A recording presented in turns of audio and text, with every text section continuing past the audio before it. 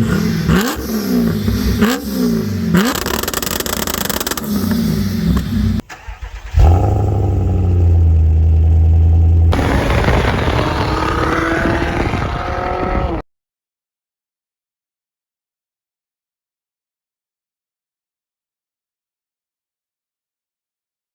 guys, today we're going to go over how to change the top torque mount on a Volvo S80 V8 or an XC90 V8, same thing. This is not the same exact mount as other P3 Volvos. T6, 3.2, T5, they're very different. This has a little bit more bolstering in the middle, it's more crosses. This is actually a completely different part number, so make sure you don't mess up when you order this. Because if you order the wrong one, it's not going to fit. I'll put the part number in the description below. We're also going to be changing the passenger side frame mount. These are known to melt due to the heat. They will become liquid rubber. We will remove the wheel and axle, brakes, everything, get up underneath there, replace that. This can cause a lot of engine vibration. Actually, these two mounts can cause a lot of engine vibration if they have failed. So we're going to go over how to change them step by step. This job, you're going to need impact. Definitely have an impact wrench.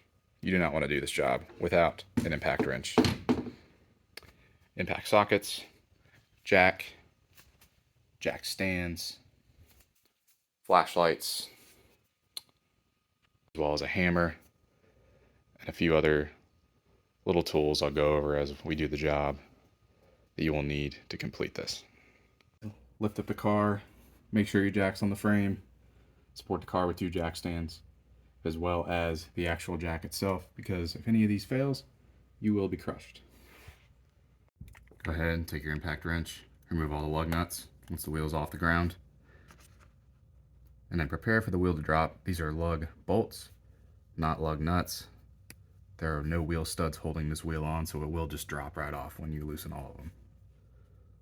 Go ahead and grab a T25 Torx. Remove the splash shield in the wheel well. Should be 1, 2, 3,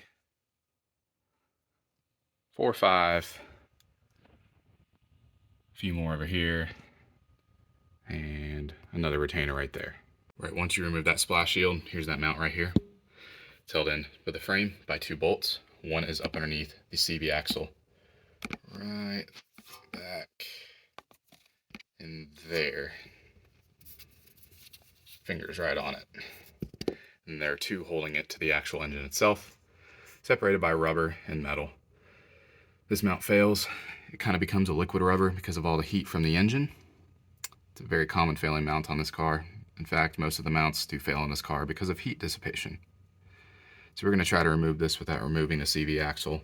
Be the easiest way. Although you do get a lot more clearance if you do go and take the effort to pull all this out. Right now we're going to go up top.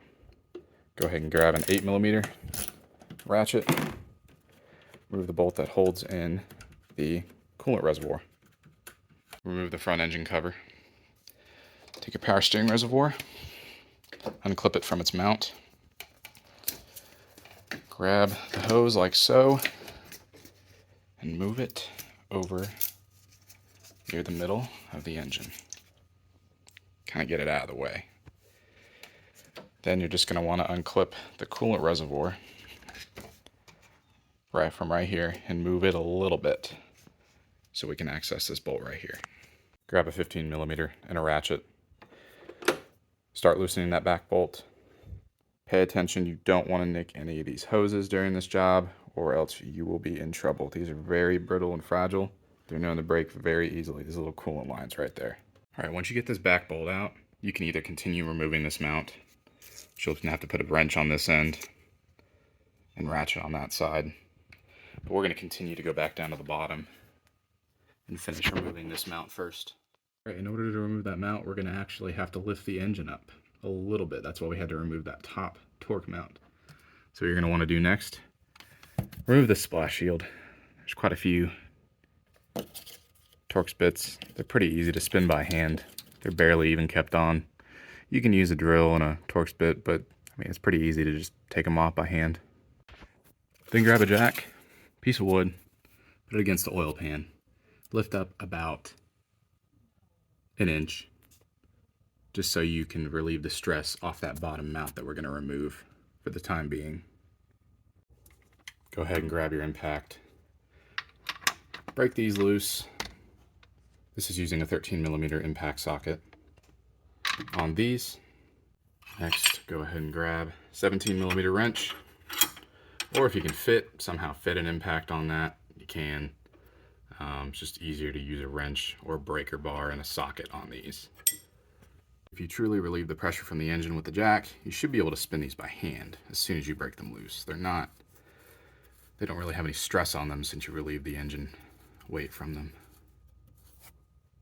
Like I said earlier, this bolt underneath the CV axle is going to be your biggest challenge. We're going to have to get a wrench in there and remove it. Alright guys, and we got it removed. Here is the old one. This rubber's really caked and liquidy and melted. This mount is very loose. I can literally move it around while it is inside. The rubber is mostly separated. This isn't suppressing any vibration whatsoever on the engine. Here we got the new mount. As you can see, I can't just move this by hand. It's very sturdy. That mount is part number 306-45745, specifically for the V8.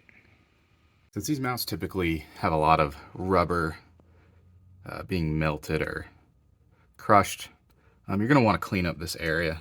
I've already cleaned mine up a little bit, but typically you will have a lot of rubber just sitting on this surface.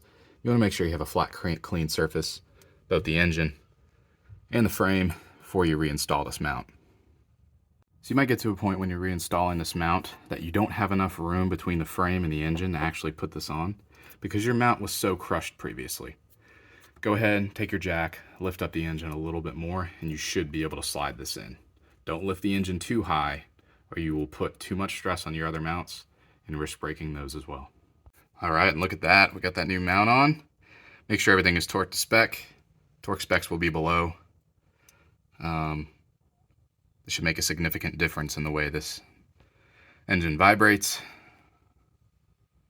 So we're going to go ahead and move up top. Work on this one right now. Alright, to remove that front bolt going through this mount, you're going to have to put a 15mm socket or wrench on this side. Wrench is a little easier, while holding this other side with an 18mm wrench. That will draw the bolt out this way. You're going to want to move this a little bit while you work on this bolt. Get it out of the way so you can get that bolt out.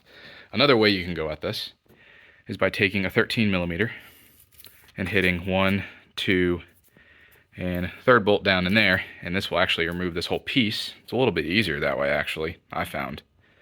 You can tackle that one either way. Alright, the new mount is back in. Got everything tacked down. Everything in its place. One way you can test this mount is if there's any play at all. It's bad. There's no play in this. You can move it. It does not vibrate. The engine isn't vibrating anymore after replacing this. The rubber's solid. It's not going anywhere. We lower the car, make sure to put that splash shield back on, as well as reinstall the wheel well splash shield before putting the wheel back on. Lower the car down. You're good to go.